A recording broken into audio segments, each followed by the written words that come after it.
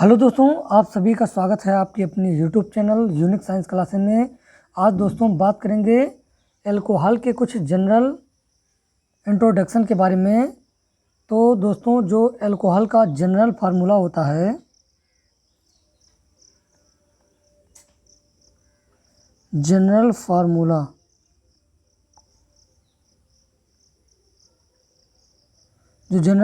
Alcohol का होता है वो क्या होता है, ROH होता है। ये क्या है, एल्कोहल है। इसमें जो R होता है उसको हम क्या कहते हैं, R जो होता है वो क्या होता है, वो होता है एल्किल ग्रुप। यहाँ पर R क्या है, एल्किल ग्रुप, एल्किल ग्रुप। और यहाँ पर जो OH होता है वो क्या होता है, ये है फंक्शनल ग्रुप।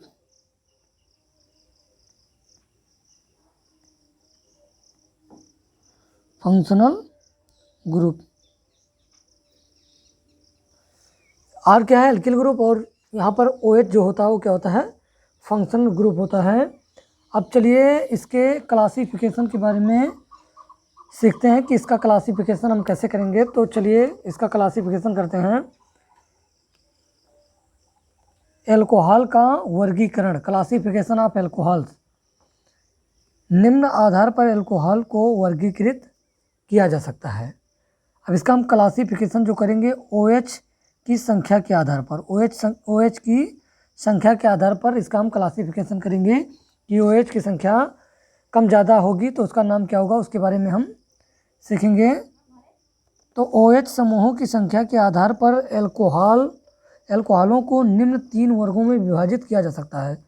तो OH समूहों की संख्या के आधार पर हम क्या कर सकते हैं, एल्कोहल को 3 भागों में बांटा जा सकता है। पहला जो हमारा है मोनोहाइड्रिक एल्कोहल, दूसरा डाईहाइड्रिक एल्कोहल, और तीसरा होता है ट्राईहाइड्रिक एल्कोहल, और पॉलीहाइड्रिक एल्कोहल भी होता है। तो चलिए सबसे पहले हम जानते हैं कि मोनोहाइड्रिक एल्कोहल क्या होता है, इसके बारे में। तो पहला हमारा है मोनोहाइड्रिक एल्कोहल। ऐसे एल्कोहल में केवल एक OH समूह उपस्थित होता है।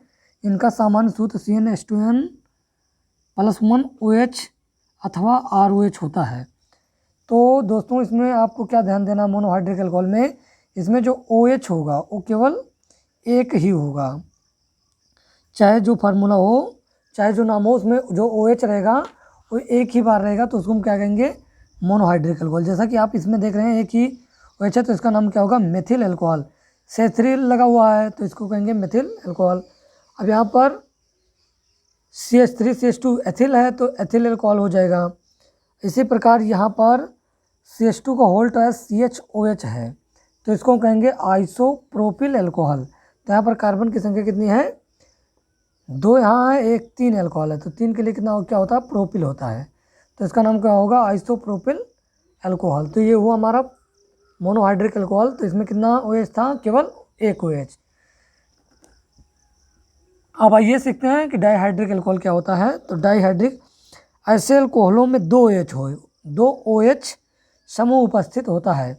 इसमें जो OH की संख्या मिलेगी, डाई मतलब 2 होता है तो इसमें OH की संख्या कितनी होगी, 2 होगी। उपस्थित 2 OH समूह उपस्थित होते हैं। ये दोनों OH समूह भिन्न भिन्न कार्बन परमाणुओं पर जुड़े होते हैं। इन्हें ग्लाइकॉल कहा जाता है। एक ही कार्बन पे ये नहीं मिलेंगे, जो OH होंगे ये अलग अलग कार्बन पे होंगे। तो चलिए पहला एग्जाम्पल देखते हैं। पहला एग्जाम्पल है CH2OH, CH2OH। जैसा कि आप देख रहे हैं यहाँ पर, इसको ऐसा लिखा जाएगा CH2, यहाँ पर हम लिख दें OH और उसके बाद CH2OH।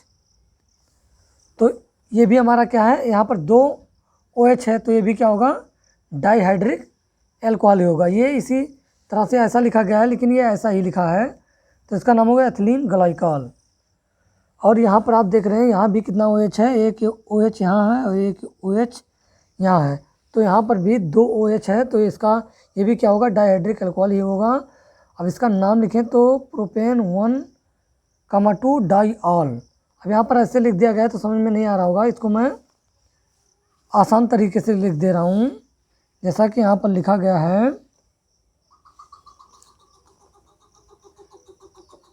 CH2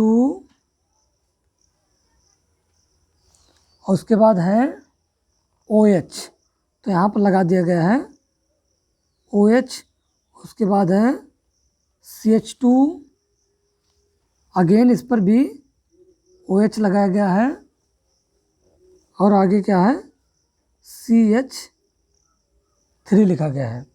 तो इस प्रकार ये लिखा गया है। तो इसका नाम आप देख रहे हैं क्या दिया हुआ है, प्रोपेन 1,2 डाईऑल, प्रोपेन 1, तो यहाँ पर कार्बन की संख्या कितनी है, 1 2 3 है। तो यहाँ भी आप देख रहे हैं 1 2 और 3 है, तो प्रोपेन हो गया। और किस नंबर पे लगा हुआ है, 1 पे लगा हुआ है OH ग्रुप और 2 पे लगा हुआ है। तो प्रोपेन 1,2 डाईऑल, 2 बार है तो डाई लग जाता है, तो नाम क्या होगा, प्रोपेन 1,2 डाईऑल, 2 बार OH लगा हुआ तो इसका नाम क्या हो जाएगा, प्रोपेन डाईऑल। तो यहाँ पर नोट्स में कुछ दिया गया है, ये इसको समझते हैं। नोट में दिया गया है, यदि एक ही कार्बन परमाणु पर एक से अधिक OH समूह जुड़े हों तो ऐसा यौगिक अस्थायी होता है। यदि एक ही कार्बन पर 2 OH हो जाए तो कैसा कंपाउंड होगा, वो अनस्टेबल होगा, उसको स्टेबल नहीं माना जाएगा तथा जल मुक्त करके अस्थायी कार्बोनिल यौगिक में परिवर्तित हो जाता है। अब यहाँ से क्या किया गया है, यहाँ पर वाटर निकाल दिया गया है H2O, तो ये किस में कन्वर्ट हो गया, कार्बोनिल में हो गया। तो आप कहीं भी देखें, यदि एक ही कार्बन पे 2 OH हो तो कंपाउंड क्या होगा, स्टेबल नहीं होगा, वहाँ पर आपको क्या करना रहेगा, वाटर को निकाल देना रहेगा। तो वाटर आप निकाल देंगे तो कंपाउंड क्या हो जाएगा, स्टेबल हो जाएगा और वो कार्बोनिल यौगिक के रूप में परिवर्तित हो जाएगा। अब आइए देखते हैं ट्राईहाइड्रिक एल्कोहल के बारे में।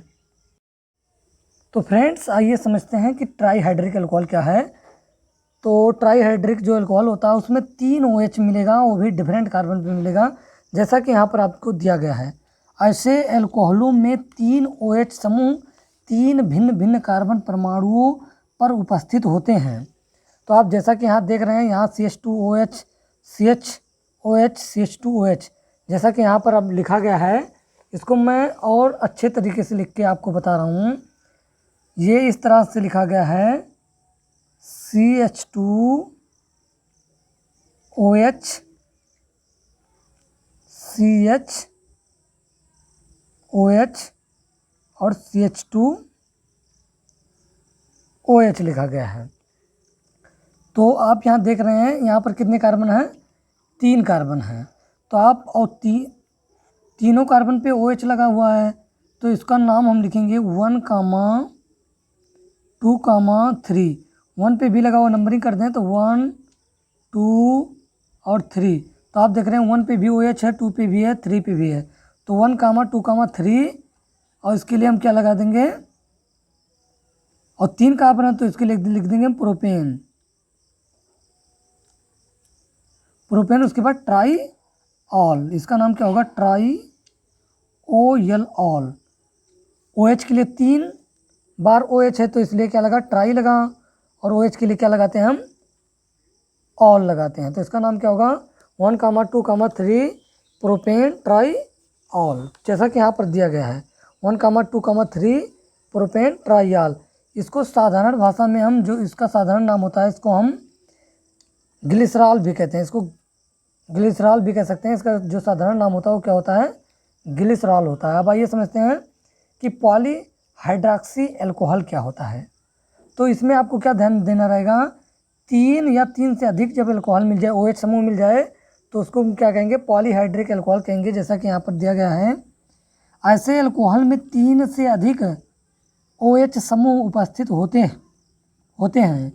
ये OH समूह भी भिन्न भिन्न कार्बन पर जुड़े होते हैं, ये अलग अलग कार्बन पर जुड़े रहेंगे, तो इसको हम पॉलीहाइड्रॉक्सी एल्कोहल कहेंगे, जैसा कि यहाँ पर दिया गया है। तो इसका नाम क्या लिखा गया है, यहाँ से यदि नंबरिंग कर दें तो 1 2 3 4 5 6 कार्बन है, और 6 कार्बन पे OH लगा हुआ है, देख रहे हैं आप, यहाँ भी, यहाँ भी, यहाँ भी, यहाँ भी, यहाँ भी, और यहाँ भी 6वां कार्बन। तो इसका नाम क्या हो जाएगा? 1, 2, 3, 4, 5, 6 हेक्सेन। 6 कार्बन है तो इसके लिए क्या होगा? हेक्सेन। और 6 बार OH है, इसलिए इसके लिए क्या लिखेंगे? 6 बार OH के लिए हेक्सा।